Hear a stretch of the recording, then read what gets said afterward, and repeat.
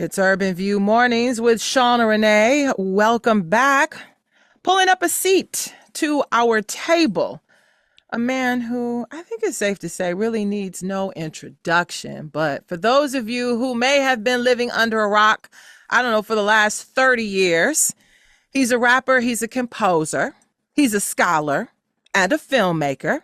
His latest film, One Spoon of Chocolate, premiered at the Tribeca Film Festival last summer, and it hits theaters nationwide on May 1st. The man, the legend, RZA, is here with us this morning. Good morning and welcome to Urban View. How you doing? Peace. Good morning. Good morning. I'm doing super duper duper great. You know what I mean? Yeah, okay. I love that. Super duper duper, because you've been busy, man. I've seen you all around and about promoting the new movie. So I'm glad that you were able to, carve out a little bit of time to talk to us. My pleasure. My pleasure. I'm really excited about the film. I want to spread the word. It's a film for the culture, to be quite honest with you. And I just want to, man, it's one of those joints, y'all. All right. Yeah, let's get into it. But before we do, I want to say this to you. This is kind of a full circle moment for me. Now, you probably don't remember this at all, but I was a radio production student at Howard University back in like 1993, 1994. And Wu-Tang Clan came to our student-run radio station back then. Wow. I was just a freshman. And you all were like my first sort of real celebrity interview. I mean, you all were just coming onto the scene at the time. Right. But here we both are 30 years later, right? Wow. 30 plus some years later, right? And so when I think back to who I was at that time and then look forward to who I am now, there's certain things that I'm very proud of, certain things maybe I'm not so, some things that I accomplished that I planned to, and some that I hadn't. I'm wondering, do you ever do that? Like, do you ever kind of look back and then come forward and be like, oh, okay, like I did what I wanted to do, but there were so many things that I didn't see in my future that have become truth for me? Wow, that's a good question. I think I don't think I take enough time to look back, to be honest. Being blessed, being part of the Wu-Tang Clan, I get to see a lot of my family continue with me. So that's a blessing as well. But I think I could say, if I could try to answer the question, is that some endeavors that I'm doing now, such as filmmaking, I didn't see it clear then, right? I'm not a college graduate. I'm a high school dropout. And to be a filmmaker, a lot of people, you got to go to school. You got to, it's so much of an academic process to get to even be qualified, you know what I mean? And so I could say that being a film director, writer, producer, and all that, I didn't probably fathom that back in those days. But I would then say that when I was making my albums, I was trying to make audio movies. I wanted every album to feel like you was, because like you said, Howard University, right? That's that drive from New York to DC, right? And I wanted everybody to put my tape in, or put the Wu-Tang tape in, and be like, "Yo, we going on a journey." And I think that still was a foundation to becoming a filmmaker, but I couldn't say that I saw that clear. So I understand what you mean by like looking back and then looking where we at. But let me say something before I pass you the mic back. But I'm looking at your fatigue outfit you got on, right? It's now fashion. Remember, it was just what it was, but now it's like it's the fashion. It's swaggy. Yeah. Right? Yeah, it is. It is. It is. And this is extra swaggy because sister from Philly like puts all these African prints and stuff on it. So yeah, it's definitely different from where we were in the early 90s, let's say, it's right? Fly, yo, it's fly. You got the nerd hat on with the right. I'm looking at you like we had to go to the Army Navy store to get it. And now you could get it in Bloomingdale's or something. You know what I mean? Yeah. But that also speaks to like how impactful the culture is. Like you were talking about the movie for the culture, and we understand like we are the culture. Like there's our culture and then the way we impact larger American culture. So it's not just the black girl from Detroit wearing the camo. It's like, you know, the white girl in Idaho wearing the camo pants as well, right? Exactly. Someone said to me earlier, they said, what do I say when they say hip hop is dead? I'm like, hip hop ain't dead. Hip hop is now amalgamated into all forms of music. So even if you see Taylor Swift doing Taylor Swift, hip hop is in there. Whether it's in her fashion, her dancers, the producer, the heavy kick drum that was never in country music, you know what I mean? It's like it's in there now. So Right. Ooh, I can't hear. mic check. Okay, I can't. Go ahead. Go ahead. All right, we Yes, I lost you for said, a second. sorry. I said we're here, we're intertwined in the culture. Yeah. Speaking of being in there, congratulations to the Wu-Tang Clan for being inducted into the Rock and Roll Hall of Fame. That's a huge deal. Once again, back to how, you know, we are the culture and we influence the culture. Because I was thinking when I asked you that question about could you see this in the future, I'm wondering, like, did you see that? Now that one, no. Now that's the one. Now you hit the jackpot, all right? Because I didn't see that. The funny thing about the Rock and Roll Hall of Fame for me is that my first house that I ever bought was in Cleveland, Ohio. So I drove by the Rock and Roll Hall of Fame hundreds of times, even visited with my children, you know what I mean? So to say that now that there's a corner carved out for the Wu-Tang Clan and the music that I produced and the art that we gave the world, now that was never seen, and it's one of the greatest accolades for me because it's like it's nothing like getting what you don't know. It's nothing like getting what you don't expect. Like you making music, you expect, you hoping that you get a Grammy, I guess, right? You're making a movie, you're hoping you get some type of Emmy or Oscar or whatever. Even with a Grammy, that doesn't get you into the Rock and Roll Hall of Fame, all right? That's a different type of cheat right there. Yeah, So yes. it is. So now that you said that, I get the question even more clearer. And the answer is yes, I did not see that coming, and I'm so proud of that. Oh, you should be. You should be. The culture is proud. The culture is proud of you, indeed. Indeed. But okay, so you just brought up Ohio, which is actually the answer to one of my questions. So let's get to the movie. Let's get to One Spoon of Chocolate. So this film revolves around your main character. We call him Unique. He's released from prison. He finds his way to Ohio, where he's trying to get his life back on track, and then he encounters a number of challenges, and that's putting it lightly. When he gets there, like there's a gang of white supremacists there. There's a black market organ harvesting operation.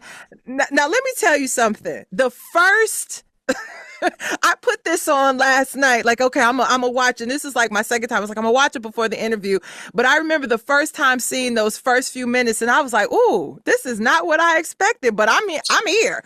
I'm Right. along for the ride. So I want to talk about like your process, like, cause you wrote, directed, and produced this film. So you were all in. Was this like an idea that had been sitting in the back of your head for a while? Or did you just kind of look and see what's going on around the world and start writing the script recently? I started writing it in 2011, Whoa. and I got stuck around page 40, and it took all the way up until 2023 for it to really all come out. So on the back of a tour bus traveling with Nas and Wu-Tang Clan on the New York State of Mind tour, the movie just poured out of me. Like while everybody was, whatever they was doing, I'll get back on that tour bus and the pages came. And I think that it's a piece of art of mine that is actually me being an instrument and the music flowing through me. Like when I look at the film myself, I'm like, holy crap, bro, this is deep.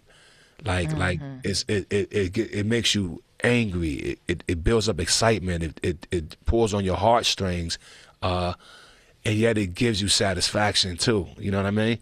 And I think that the film itself is made by someone from the hip hop culture, and I think it embodies the hip hop culture, even in its darkness. You know what I mean? Even in the idea that this guy is in this town and he's going against these insidious individuals. Even in that, there's a hip hop through line. You know what I mean? There's a hip hop thing. Like, in my opinion, Barack Obama becomes the president of America because of hip hop. In my opinion, the hip hop culture, it actually galvanized all of the youth, black, white, red, brown, yellow, straight, or gay. It's like hip hop has permeated that way, right? Yeah. The music. And I think it allowed that mindset for us to see that image of this great man to be that, right? And now it's like, oh, hip hop culture is being not on the charts or being moved, or we removing energy from the system. It's like, nah, you can't, because it's embedded. And now the art has to come in another form. To me, this movie is one of the first ones made by someone who's purely from the culture, and not taking nothing away from my other brothers, Boots and all of them, because they got great product coming out this year as well. But this is purely from the internal energy of the culture and giving you something that's and it's Wu-Tangy in a way that this is not PG. This is rated R. No, not at all. Okay, this is rated R. When I said Wu-Tang, I could curse on this air here? Yeah, go ahead. When I said Wu-Tang Clan ain't nothing to fuck with, right? Right. That same energy is in the movie. Our first song on our album says, "Bring the motherfucking ruckus." That energy is in the movie. Absolutely. Yes, absolutely. And it seemed really intentional to me, because I was taking notes, and I wanted to talk to you about some of the specific choices that you made. And so I guess I got the answer to why you based it in Ohio, because I felt very intentional that you put this story in the Midwest versus the South, which is where we would normally expect to see behavior like that. Yeah, well, I spent time in Ohio. And it ain't just the behavior of the characters. When I was in Ohio, I didn't have this experience of let's call it young black men and young white men having confrontation. I didn't have that. I had experience of law enforcement corruption. And so, but on Staten Island in New York, which is not the South, no, we had issues growing up, running to the wrong neighborhood. I just got off the radio with a radio DJ who lives in Florida now, but he was from Staten Island, and he was saying, back in the day, we couldn't come to y'all neighborhood. And I'm like, yeah, and we couldn't go to yours. Right? I said, where do you live? I lived in Newdorp. So Newdorp, which is, I think, some of my Wu brothers got homes in Newdorp now. But in the old days, it was a riot. Just when the black kids went to Newdorp High School, it was a riot. The kids didn't want them there. You know what I mean? It was, and I mean, back in the days, Al Sharpton had to come to Staten Island back in the days, bro, because that was the kind of energy. But in those same locations, right now, because of our evolution, I go to bars in those same neighborhoods, and we get drunk and we party, and it's me and my white boys, and we love it, right? But it took evolution. And now in our country, some of these things are being reversed, right? So you're not seeing it in New York, or you may not be seeing it, as they would call it, I don't know, blue, red stuff, whatever, right? Yeah. But as I'm driving through the country, and these lyrics are coming to me, this story is coming to me, I'm sure that there's towns that's where it's at. You pull over, you pull into you make the wrong turn. And that goes either way, right? Some white boys pull up into the wrong street in ATL, boy. You're not leaving with your car. You know what I mean? So this energy to me is a reflection of the past, a potential reflection of where we at now, but hopefully not a reflection of what the future can be. But it's all there. So listen, they telling me I only got a couple minutes, but I really want to get this question in, because you talk a lot about preparation being a major theme that moves through this movie. And so here at Urban View, we talk about a lot of the political events, like you just said, politics, social justice, the economy. And what I've noticed is that we talk a lot about what is wrong, but we don't discuss much about how to prepare to either fix it or move on from it. So I'm wondering, were you thinking that way as you were writing this, even just beyond like the racial tensions that exist all over the country, just like the big picture with what's happening in the world? Yeah, the big picture of this film is preparation. I mean, my whole third act is based on that. And he who prepares, you know what I mean, is he who is going to be ready for when the moment comes. Young people, old people, but especially young, we need to prepare. You guys have to take heed, you know what I mean? You know, the journey of 1,000 steps starts with one step, but yet prepare for that 1,000. What you're going to need, whether, you know, what kind of materials you got to put in that bag to make it across that line. And I think sometimes we enter it blindly. We enter the situations unprepared. We enter, whether it's the job force, whether it's the school force, you know what I mean, whether it's even a young girl who now is impregnated and has to give birth to a child, and her boyfriend are not prepared for what's going to come. They're not prepared for what it's going to be. So preparation. We say in the movie, I think I used the line. I have the preacher say.